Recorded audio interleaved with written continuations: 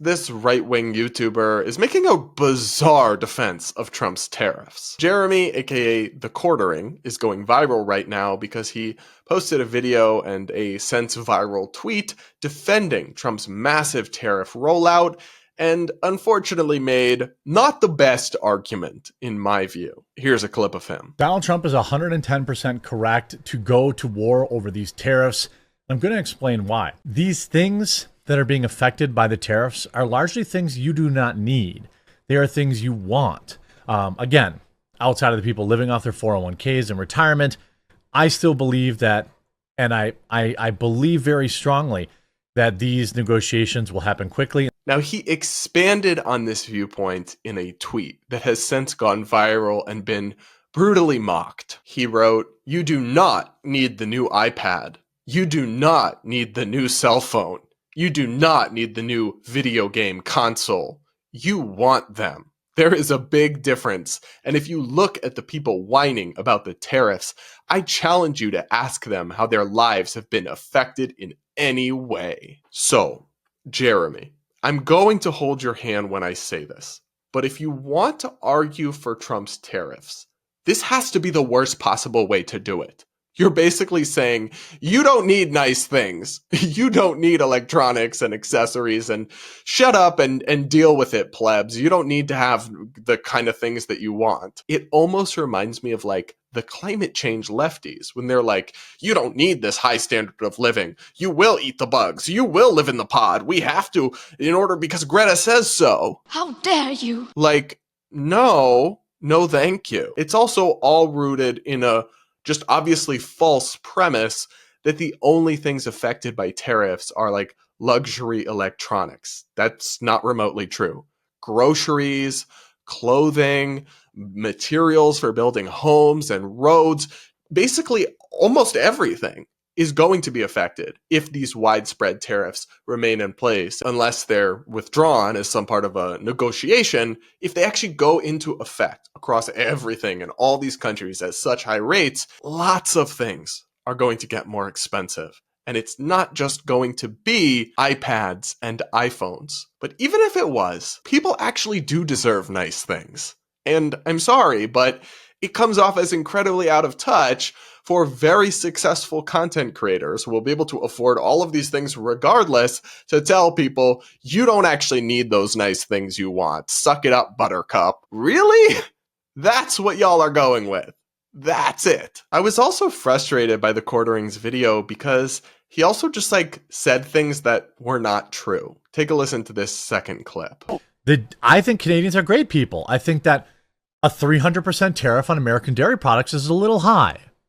Why does that have to be America versus Canada? I know the Canadian people who watch my videos don't care about that 300% tariff.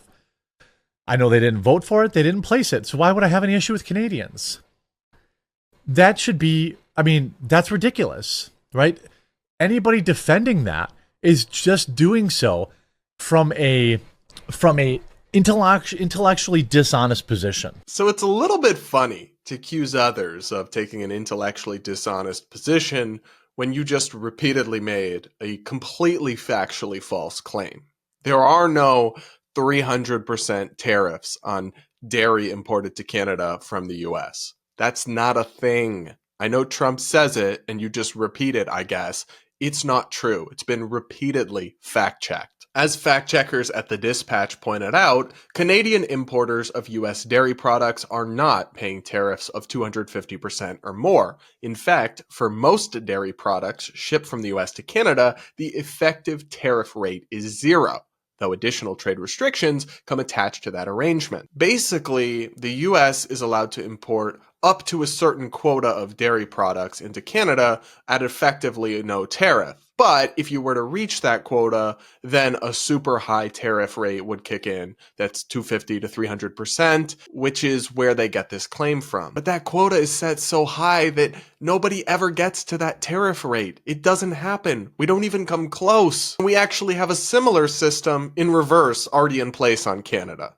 And all of this was negotiated by Trump in his first term. Other than that, though, Jeremy, great stuff. I really feel like it's not too much to ask that if people want to defend Trump's tariffs, so be it. But like, don't tell us to just accept not having nice things, and check your facts first. Am I asking too much, guys? Let me know. Up next, this TikTok influencer was jailed for making fun of Jesus? Take a listen to this wild story summarized by Dylan Page. A TikToker has just been sentenced to almost 3 years in prison for telling Jesus to get a haircut. Ratu Talisa is a transgender TikToker from Indonesia who roughly has 450,000 followers. In October last year, Ratu was on a live stream when a viewer commented, "Get a haircut to appear more masculine." In response to the person, Ratu held up a picture of Jesus and said, "You should not look like a woman. You should cut your hair so that you will look like his father," referring to the person who commented. Now, this sentence led to huge backlash, and 5 separate Christian groups filed complaints accusing Ratu of blasphemy and hate speech against Christianity. Fast forward to today in court, the TikToker was found guilty for spreading hatred under their online hate speech laws, and subsequently was fined 100 million rupiah and sentenced to almost 3 years in prison. The court said that Ratu's comments could disrupt public order and religious harmony in the country, and then was charged for committing blasphemy. Human rights groups Amnesty International described it as a shocking attack on Ratu's freedom of expression. So the question is, what do you guys think? Was this decision fair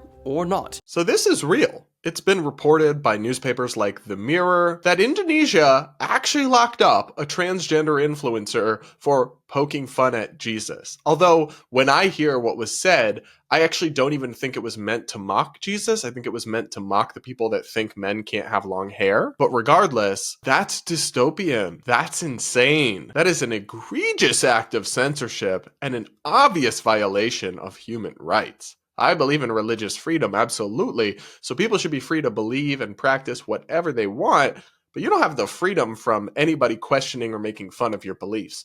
Nobody is entitled to that. The internet, real life, none of it is a safe space. And people have a right to make fun of even the things you hold dear. And certainly you would want the right to do that in reverse. I do wonder though, because I've seen this story actually pop through and get into progressive bubbles online because this influencer is trans. And so I wonder, do these left-wing influencers see the problem yet? With hate speech laws, with banning offensive speech. It's not ever going to go just to censor the offensive conservatives. It's also going to be applied to you. And it is in places in the world where they are allowed to have this kind of dystopian censorship regime and they don't have a First Amendment like Indonesia. So the lesson here is for these online progressives that you actually don't want this. You actually shouldn't support censorship or hate speech laws or any of this because, like it was in this case, it will be used against you. And in every case, it's an indefensible violation of people's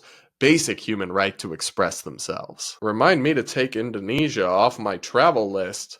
Jeez Louise. All right, everybody. That'll be it for this episode of the Brad vs. Everyone podcast. Thank you guys so much for tuning in. Please do make sure you're subscribed if you aren't yet. Do hit that like button before you go. Do comment with your thoughts. I do read the comments and I love hearing what you guys have to say. Thanks again to Ground News for sponsoring today's episode, and we'll talk again real soon.